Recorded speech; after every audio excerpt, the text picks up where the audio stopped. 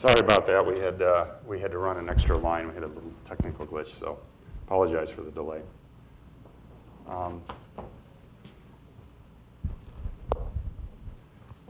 The following slide set is going to be made available later this morning.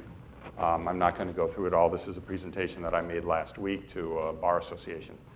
And I wanted to welcome everybody here this morning to an IEEE IP Professional Initiative.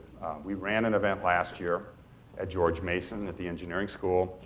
We did it on short notice. We did not provide CLE credits. And today we're here at the law school, and we have quite a large number of WebEx attendees. We had requests last year to have the event made available online for streaming. This event will be captured and reposted, so we had several requests from corporate councils to be able to rebroadcast this internally. You can also go to our website and find last year's event. We had some wonderful speakers last year that aren't here this year. Their presentations are as applicable now as they were last year. A little bit about IEEE. For those of you that don't know, IEEE is the largest science and technology organization in the world. We have about 420,000 members worldwide. Nearly half of those members are here in the US and are members of IEEE USA. IEEE USA has offices here in Washington, DC, and we are very active in public policy issues. IEEE USA is a nonprofit. And we've had an intellectual property policy group for over 30 years that's been active in dealing with Congress, with the Patent Office, on issues that are near and dear to our members' interests. Patent system is unique. It's a one-size-fits-all system. And we have members that are at large companies. We have members that are individuals trying to start new companies. And we're very keyed into listening to what our members' interests are. That public policy group at IEEE USA is a very good cross-section of our membership. And it's very unique in that we have inventor members, and we have lawyer members and patent agent members. And some of them are very exceptional people. And some of them have been speaking in our initiatives. We've also had some presentations at our local section meetings on AIA and on precursors to AIA, and on the business and engineering concerns that will require us to make changes. Our presentation is a little bit unique in that I think you're going to hear from our speakers things that are very significant and that we need to do as inventors and in lawyers to change our practices to optimize what our clients can do under AIA. I'm going to quickly go through several things. I want to make a note about AIA in that this AIA is the biggest thing in over 140 years to hit patent law. I think everybody is starting to realize that. But it's a cornerstone piece. It's not the only piece of legislation. Some of you are aware of the SHIELD Act. The SHIELD Act is percolating right now. It's in draft form, and it is a one-way loser pays in a defined area of technology. So we should all, as lawyers, pay attention to these other pieces of legislation that are coming down the pike. How many here in the room have seen the Federal Reserve paper out of St. Louis that was published last month? I see Adam Mossoff raising his hand and David Boundy in one other hand. So that's good. I asked this question last Friday in Washington State, and the audience was very intrigued. You should read it because it essentially asks, why should we have a patent system? So I encourage anyone in the patent bar to be active in understanding the balance, the right balance for our patent system. And certainly AIA has shifted the balance. And one of the reasons we asked Adam Mossoff to make a presentation on trade secret law is we have patent law and trade secret law, and we can all deliberate as to what the shift was, but there's a shift. And in our practices, we should be thinking about ways to optimize this shift for our clients. And we want to encourage lawyers. Trade secret law is arguably state law. We have the Uniform Trade Secret Act. So I think Adam's presentation is very important, and this is why he was plugged into the segment on AIA. So this is a brief history. The critical date that everyone by now has learned is September 16th, 2011. And so far. I'm not going to go through the sections here, but I've got a quick summary of all the sections of AIA. You can pull up my slides later if you'd like to just recollect the summary. But these items here on the left, the red items, which are a little bit hard to see, are the things that just happened on September 16th. So, and Rob Stern's going to give us a lesson on the significance of this. I'm kind of surprised at the lack of very strong discussion in the patent bar. September 16th has happened, and everyone's gone quiet. But we are going to see an evolution in patent practice that is very unique. Contesting of patents through the patent office system, not through litigation. And Rob has a wonderful book. I'll plug it now. I'm sure he'll plug it at the end of his presentation. I'm looking forward to getting a copy of that book and looking at it. But businesses need to be thinking about the implications of this contested patent practice. And first inventor to file. So the last critical thing we have left with AIA for implementation is March 16th. And this is first inventor to file. And the big question that you're going to hear from speakers today, in particular from David Boundy, is there a grace period? And no one can really answer that question. You are going to hear about a spectrum. You're going to hear about a safe harbor. And the question is, what do you need to tell your clients about a grace period? Because ultimately, the courts will tell us. And you know, if we advise clients now that there is and there isn't, we have to deal with that. So we think this is a very important teaching point. I'm going to skip some of these. You know, this is a summary of what we had and what we have now. This is a significant change in practice. And Rob, I'm sure, will enlighten us into that area. Okay, there are a few summary points that we're going to hear about from the various speakers today. The change from first to invent to first to file is significant in that conception no longer matters. This is a big change, and I think a lot of patent lawyers haven't thought about the fact that conception no longer matters. Filing matters. And how we change our behavior with our clients to accommodate that could mean a significant change in their business practices. And I know David's going to talk to you about the way that you need to monitor your clients, the attention that you need to give to your clients. If they're startup clients, you need to interject yourself into their business more than you have in the past, because it just doesn't matter that they conceived and they hold possession of this idea. That just doesn't matter come March 16th. And now's the time to be advising your client, training your client, educating your client on business practice changes so that on March 16th they're not surprised by the sudden change in your legal advice. And I would advocate that these changes are significant also for corporate practice. To a large extent, for a corporation that's practicing internationally, this isn't as much of a concern, but it still is, because there is going to be a race.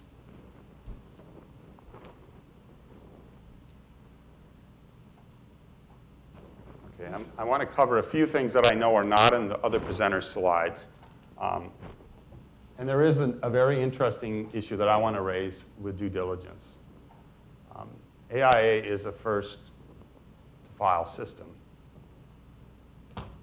But there is a concern that you could run into in due diligence, and that is accelerated examination. If you expedite a case, if I'm the third inventor to file, not the first, and I expedite the case, there is a problem with patents issuing that may not be valid. And the outstanding question hasn't been answered is, how do you deal with those? I think the patent bar is going to resolve this at some point. Particular problem if your application is filed under a non-publication request and you were the first to file and did not accelerate. Do you have to give up the rights to the secrecy in your non-publication application because a later filer has accelerated, gotten a patent that shouldn't have issued because it was taken out of order? And how do you deal with that?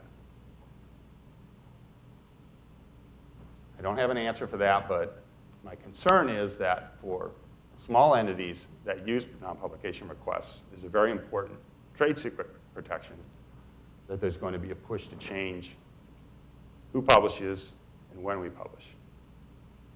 So to the extent that you'd use non-publication requests and you have clients that use those, you should be concerned about this aspect, about the aspect that Ron calls it a duration of false patent. And how do you resolve that? And this all assumes no derivation. So you can go to my slides later, look at this. This is a great slide. It makes the point very well. And under current law, the examiner can provoke an interference. But the law is going to have to figure out how to handle these cases. We may see it in corrective legislation. There are technical amendments that were percolated through the Senate in draft form. They were shared with a number of folks. We've seen copies of them. So it is likely that we do hear about technical amendments. Some of them, I would say, are not technical, but pay attention to those. There will probably be a number of technical amendments related to this bill coming down the pipe. And I think this is covered fairly well. This word disclosure we're going to hear about today. Very significant term, lacked precedent in patent law, and one that was of significant concern to IEEE members. We had people meeting with the Congressional Staff Council, Lay's Council, that raised this concern. And today you're going to hear about this. What is a disclosure? And I'm sure everybody in the patent bar is talking about this right now. I'm not going to go into detail, but that is a very important term. And how we advise our clients as to what is and what isn't. What is a safe harbor provision until the courts tell us otherwise? These are going to be very important to your clients.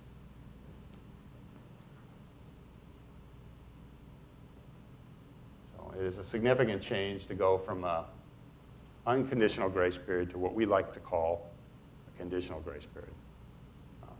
Privately, most of my clients have heard, I have to tell you there's no grace period, and until we are told otherwise, I think most of my clients are willing to accept that. How other lawyers advise their clients, I think David's going to talk a little bit more about that in his presentation. And lastly, I don't want to belabor it. There are only two cases that I know where somebody has looked at their prior business practices under first to invent and has compared it to a first to file system. And one of our intellectual property policy and IEEE members, Ron Katznelson. Ron is on the working group that put together DOCSIS. If you have a cable modem, Ron contributed to that.